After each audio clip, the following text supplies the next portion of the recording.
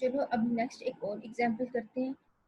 ये वाला क्वेश्चन है, इसको आप लोग यहाँ पे वीडियो को पॉज करो और इसको खुद से सॉल्व करो, और सॉल्व करने के बाद उसके बाद यहाँ पर आपने चेक करना है कि आपका आंसर और मेरा आंसर क्या ठीक निकला है। तो यहाँ पर इसको पॉज करके सॉल्व करो। अच्छा, पॉज ही नहीं करते हो, आगे गुजर जाते हो।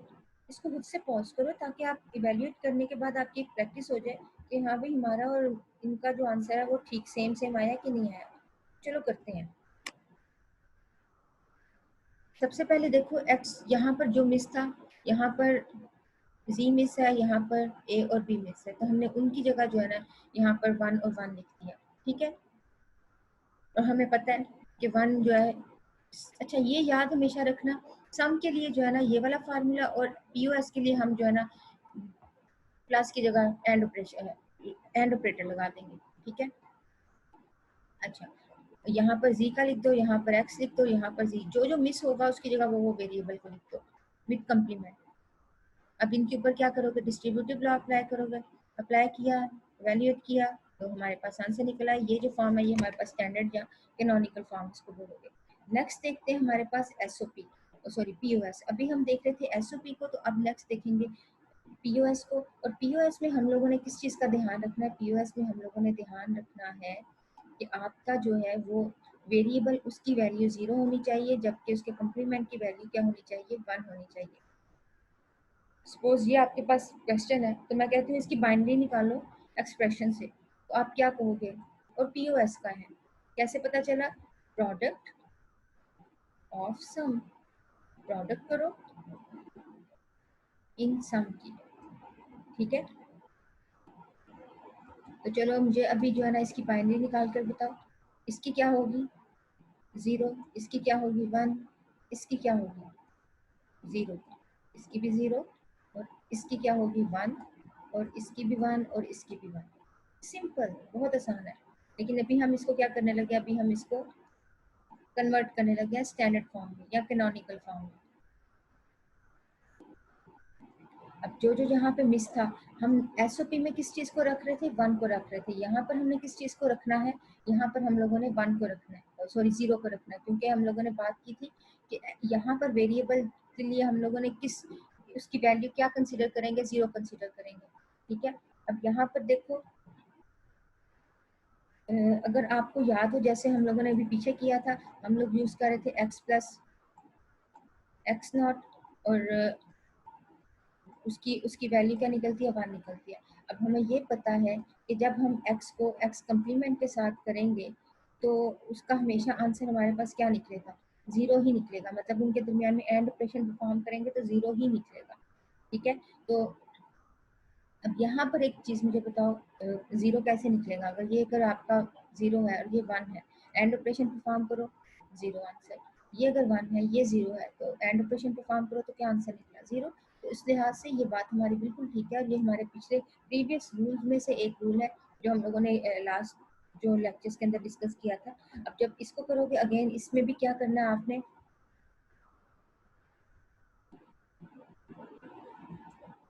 इसमें क्या करना है आपने, इसके अंदर डिस्ट्रीब्यूटिव लॉ को अप्लाई करना है। डिस्ट्रीब्यूटिव लॉ कैसे अप्लाई करोगे, आपने क्या करना है, a प्लस बी को पकड़ना है इस c के साथ, फिर a प्लस बी को पकड़ना है इस c कम्प्लीमेंट के साथ, इस तरीके से। सिंपल।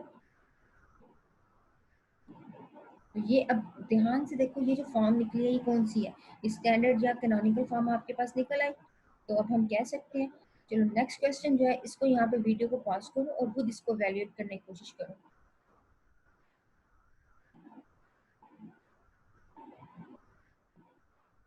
चलो देखो यहाँ पर क्या है, जो मिस था ए और सी के दरमियान में बी मिस था, तो हमने उसी जो सीक्वेंस के, अच्छा ये चीज़ का भी ध्यान रखना है कि सीक्वेंस आपकी नहीं हिले, सीक्वेंस उसी के मुताबिक आपने करनी है। ठीक है, अब यहाँ पर हमारे पास क्या है, अगर सीक्वेंस के साथ कर लोगे तो अच्छा रहेगा, उसमें एक तो रीड करने में भी आपको आसानी होगी। प्रॉब्लम तो कुछ नहीं है, आगे पीछे हो सकते हैं, बट आप सीक्वेंस के साथ करो तो ज़्यादा बेहतर है। अच्छा, अब यहाँ पर बी मिस था उसकी जगह 0 लगा दी, यहाँ पर ए और सी मिस था उनकी जगह हमने 0 लिख दिया। नेक्स्ट इसको करते हैं, उनकी जगह इसकी जगह क्या लिखेंगे, बी और बी कम्प्लीमेंट, और यहाँ पर ए और ए कम्प्लीमेंट, सी सी कम्प्लीमेंट, और इनको वैल्यूएट करो, इनके दरमियान में डिस्ट्रीब्यूटिव लॉ अप्लाई करो। डिस्ट्रीब्यूटिव लॉ अप्लाई किया तब हमारे पास क्या निकला,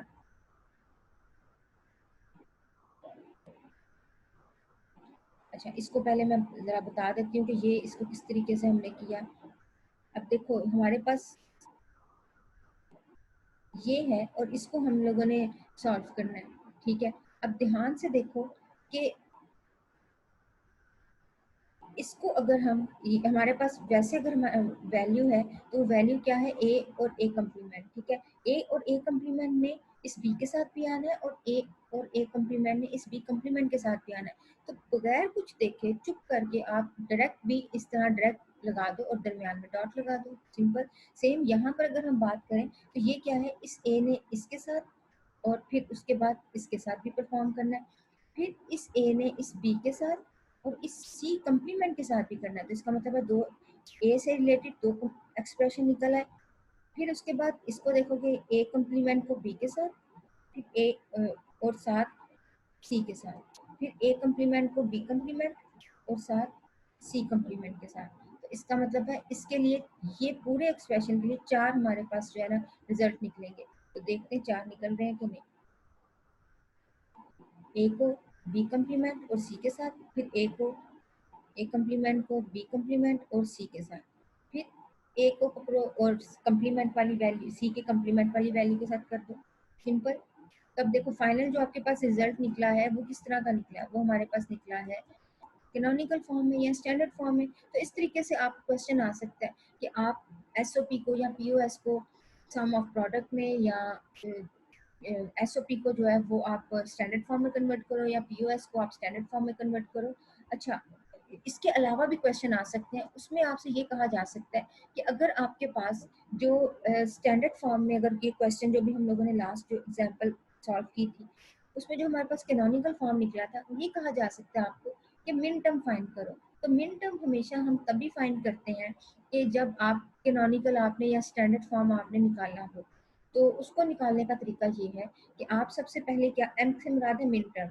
तो सबसे पहला काम ये क्या करना है, जो जो आपकी वैल्यू है उनकी बाइनरी फॉर्म लिखो। चाहो तो डायरेक्ट भी कर सकते हो, बाइनरी निकालने के बाद उसकी वैल्यू निकाल लो, अब तब भी कर सकते हो। अब यहाँ पर हमें पता है सम ऑफ प्रोडक्ट में हम किस चीज़ का ध्यान रखते हैं, हम कहते हैं वन। और यहाँ पर ए कम्प्लीमेंट है, ए कम्प्लीमेंट का जीरो, जबकि बी और सी वन वन। यहाँ पर जीरो, इसका वन और इसका जीरो।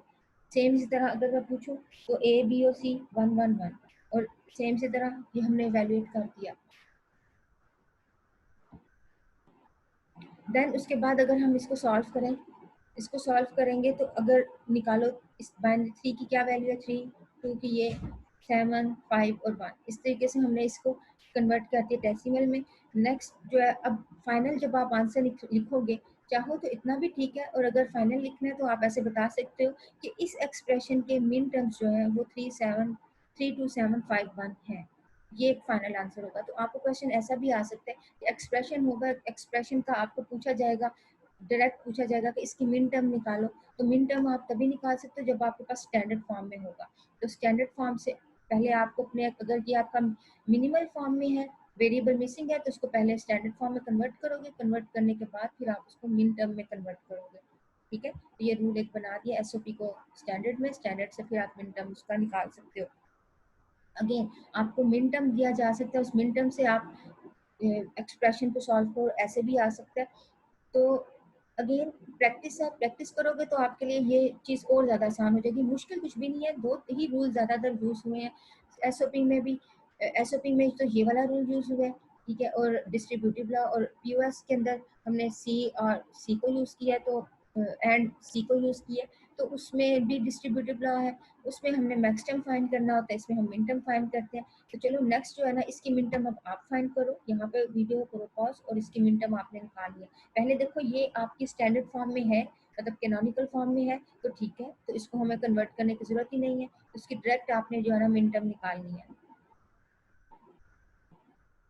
तो चलो देखो क्या आपकी भी ऐसे ही निकल रही है, क्योंकि यहाँ पर एसओपी में हम क्या ध्यान रखते हैं, एसओपी में हम कहते हैं कि वेरिएबल की वैल्यू जो है वो वन है जबकि कम्प्लीमेंट जीरो है। तो उस लिहाज से हमने इसकी वैल्यूज लिख दी, लिखने के बाद हमारे पास ये मिन टर्म्स आ गई, फाइनली हमारे पास मिन टर्म है।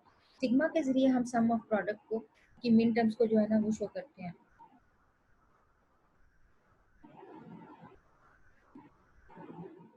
तो ये अब आप आगे से इसको करना। तो मेरे ख्याल से यहाँ तक आपको समझ में आ गया होगा। नेक्स्ट देखते हैं फाइंड। अब हम लोगों ने जो है वो एक्सप्रेशन अगर आपके पास है, फॉर एग्जांपल इसी तरह ही हम लोगों हमारे पास है ये वैल्यू है, ठीक है, एक्सप्रेशन आया है और एक्सप्रेशन में देखो हमने कहा कि मिन टर्म इसकी निकालो। तो अब मुझे ये बताओ, सबसे पहले मिन टर्म तो हम निकाल नहीं सकते, तो हम पहले इसको क्या करेंगे, इसको कन्वर्ट करेंगे। तो यहाँ पर मैं कर रही हूँ वीडियो को पॉज और इसको मैं सॉल्व नहीं करूँगी, आपने इसको खुद से सॉल्व करना है और फिर उसके बाद इसको देखना है, ठीक है। चलो कर लेते हैं। तो जहाँ पे जो मिस होगा वहाँ पे 1 लगाया, फिर उसके बाद 1 की जगह क्या लिखोगे, बी और बी प्लस कम्प्लीमेंट। देन उसके बाद ये कैनोनिकल फॉर्म में कन्वर्ट हो गया। इसकी अब मिन टर्म निकाली, मिन टर्म निकालने के बाद फाइनली हमारे पास ये मिन टर्म आ गई। तो ये हमारा ये आंसर है, ठीक है। अब यहाँ पर एक चीज़ ये है कि जिस तरह अभी हम लोगों ने लास्ट में देखा था कि ट्रुथ टेबल के जरिए हम एवेल्युएट कर सकते हैं, सेम हम ट्रुथ टेबल के जरिए ये भी चेक कर सकते हैं कि क्या हमारे एक्सप्रेशन की मिन टर्म ठीक है, या हमने ट्रुथ टेबल के जरिए एक्सप्रेशन निकालना हो तो हम वो भी निकाल सकते हैं कि नहीं। तो चलो उसको देखते हैं। तो लेट्स सपोज ये आपके पास वही जो पीछे हमारा था एक्सप्रेशन था, उसका हमने ट्रुथ टेबल बना लिया। मैंने ये इसके टेबल को 8 तक कैसे रखा, क्योंकि मैंने ये देखा कि नंबर ऑफ वेरिएबल्स फंक्शन में कितने हैं, ए बी और सी। तो 2 की पावर कितनी हुई, 3, और कितना निकला 8। तो 8 के लिहाज से हमने टेबल निकाल लिया। पेपर में इतने लंबे चौड़े टेबल नहीं आते, या तो 15 तक 4 का आ सकता है या 8 का आ सकता है, 3 का या 4 का यही बन सकता है और उससे ज़्यादा नहीं। अच्छा नेक्स्ट चीज़ देखो, हमने टेबल लिख लिया। देन उसके बाद हमने क्या करना है, हमारे पास जो रिजल्टेंट था उसको हमने एक्सप्रेशन को सॉल्व करना है। तो सबसे पहले हम काम क्या करेंगे, सबसे पहले काम ये करेंगे कि इसको और इसकी वैल्यू को हमने निकालना है। तो अब यहाँ पर इसको और इसको हमने इस तरीके से लिख दिया कि हम पहले ए और बी कम्प्लीमेंट और सी कम्प्लीमेंट को करो। तो बी कम्प्लीमेंट अगर आप डायरेक्ट देख सकते हो तो गुड है, अदरवाइज आप क्या करो, पहले जो कम्प्लीमेंट वाली भी वेरिएबल्स है उनके कम्प्लीमेंट के भी आंसर इस तरह निकाल के उनके कॉलम भी बना के रख लो, ताकि आप जब इस तरह सॉल्व करो आपके लिए प्रॉब्लम ना हो, आप इजीली इसको कर लो। तो पहले सिंगल वेरिएबल, फिर अगर कोई कम्प्लीमेंट है तो कम्प्लीमेंट का भी कॉलम बना लो। यहाँ पर सी का कोई कम्प्लीमेंट नहीं था, मैंने सी का कोई कम्प्लीमेंट का कॉलम नहीं बनाया। तो अब उसके बाद नेक्स्ट काम क्या करना है, नेक्स्ट काम ये करना है बारी बारी इन एक्सप्रेशन की जो है ना उनके दरमियान में एंड ऑपरेशन परफॉर्म करना है। एंड ऑपरेशन में ए बी कम्प्लीमेंट और सी, बी कम्प्लीमेंट सी और ए। अब ये तीनों 1 है तो इसलिए हमने इसको 1 लिख दिया, बाकी सारे 0 लिख दिए। सेम इसी तरह ए कम्प्लीमेंट और सी को पकड़ना है। इसमें देखो ए कम्प्लीमेंट और सी, ये दोनों आपस में बस ये 1 है, बाकी इसके अलावा हर एक में कोई ना कोई 0 आ रहा है, इसलिए ये दो वैल्यूज जो है आपकी 1 हो जाएगी, ठीक है। अब फाइनली हमारे पास ये जब दोनों आ जाएंगे इनके दरमियान में और ऑपरेशन परफॉर्म करते हैं। अब ये और ऑपरेशन हमने क्या परफॉर्म करना, और ऑपरेशन में पता है हमें कि दोनों में से किसी एक का 1 होना जरूरी है। तो जब फाइनली हमने किया तो हमारे पास ये वैल्यूज हमने 1 कर दी। अब देखो क्या ये इनकी जो वैल्यूज निकली है वो किस किस लोकेशन पे आपकी वैल्यू है। 1 पे आपका, ये किस पे है, 3 पे, इसलिए हमने 3 लिख दिया। ये किस पे है, 5 पे, इसलिए हमने 5 लिख दिया। तो 1 3 5 हमारे पास मिन टर्म निकल आए। तो पीछे देखते हैं क्या हमारे पास 1 3 5 ही था। हाँ जी हमारे पास 1 3 5 था। सीक्वेंस को नहीं देखो, कोई मसला नहीं, लेकिन हमारे पास आंसर जो है हमारे पास ठीक निकला, 1 3 5 ही है। तो इस तरीके से आप ट्रुथ टेबल के जरिए भी मिन टर्म फाइंड कर सकते हो। और अगर आपने एक्सप्रेशन फाइंड करना हो तो हम एक्सप्रेशन भी फाइंड कर सकते हैं। तो चलो उसको देख लेते हैं। जिन जिन आपकी जगह पे आपका मिन टर्म निकला था उन उनको आप हाईलाइट कर लो, उनको देखो। और उसमें आपने क्या करना है, किस किस के जरिए आपका जो है वो मिन टर्म सॉरी निकला था। तो अब उसको पकड़ो। सबसे पहले हमारे पास ये जो ए कम्प्लीमेंट और ये इनको नहीं देखना, आपने किसको देखना है, आपने ये जो एक्चुअल वेरिएबल है ना, ये एक्चुअल वेरिएबल इनको पकड़ना है। इसलिए ए कम्प्लीमेंट, बी कम्प्लीमेंट और सी, इसलिए हमने उसका लिख दिया। इस मिन टर्म की वैल्यू क्या है, ए कम्प्लीमेंट, बी कम्प्लीमेंट और सी। नेक्स्ट देखो 3 है। अब इसकी यहाँ पर आप खुद से ज़रा सोचो और बताओ इसकी क्या निकल सकती है। इसकी क्या निकलेगी, इसकी निकलेगी ए कम्प्लीमेंट, बी और सी। तो देखो यही आ रही है कि नहीं, ऐसे ही है। अब इस नेक्स्ट की देखो, नेक्स्ट की क्या बनेगी, ए बी कम्प्लीमेंट और सी। और पीछे अगर हम जाकर देखें हमारे पास जो आंसर निकला था क्या वो यही आंसर था। तो अगर आपने यही चेक करना हो तो आप चेक कर सकते हो। चलो हम देख लेते हैं।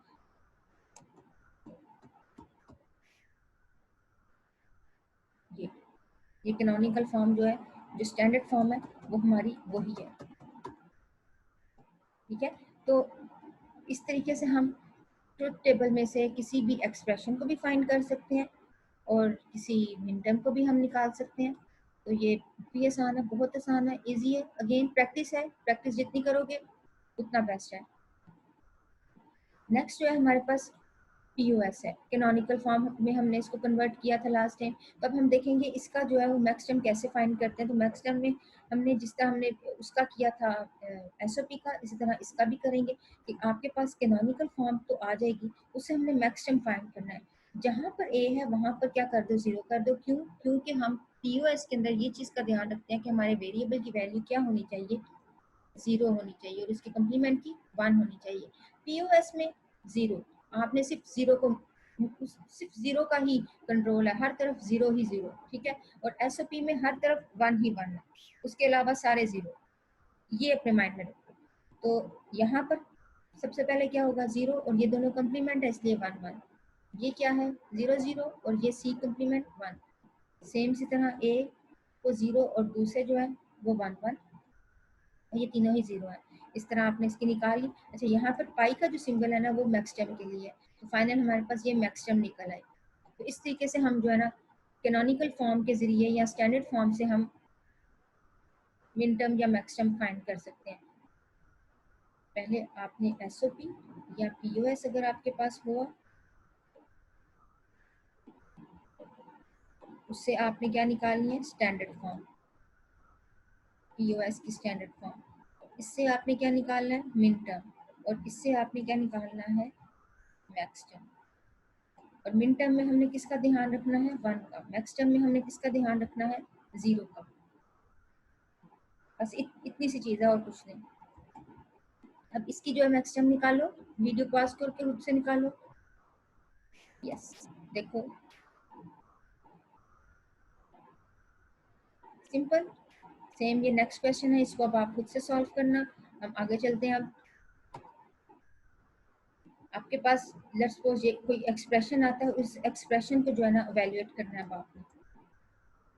ये हमारे पास एक्सप्रेशन है और इस एक्सप्रेशन को देखो, इसकी मैं कहती हूँ सॉरी, यहाँ पे मिन टर्म लिखा है, मैक्स टर्म आपने निकालनी है। तो मैक्स टर्म फाइंड करने के लिए फिर पहला काम आप क्या करोगे, तो पहला काम देखोगे इसको कैनोनिकल फॉर्म में या स्टैंडर्ड फॉर्म में होना चाहिए। तो स्टैंडर्ड फॉर्म में तो ये नहीं है, तो फिर क्या करोगे, इसको कन्वर्ट करोगे। कन्वर्ट किया, उसमें इसके अंदर जो वैल्यू आपकी थी मिसिंग थी, उसकी जगह हमने 0 लिखा, फिर उसके बाद उसमें हमने वैल्यू डाली, देन उसके बाद डिस्ट्रीब्यूटिव लॉ अप्लाई किया। अब ये हमारे पास स्टैंडर्ड फॉर्म निकल आई। इस स्टैंडर्ड फॉर्म से हमने क्या करना है, मैक्स टर्म फाइंड कर लेना है। अब ये हमारे पास मैक्स टर्म आ गए।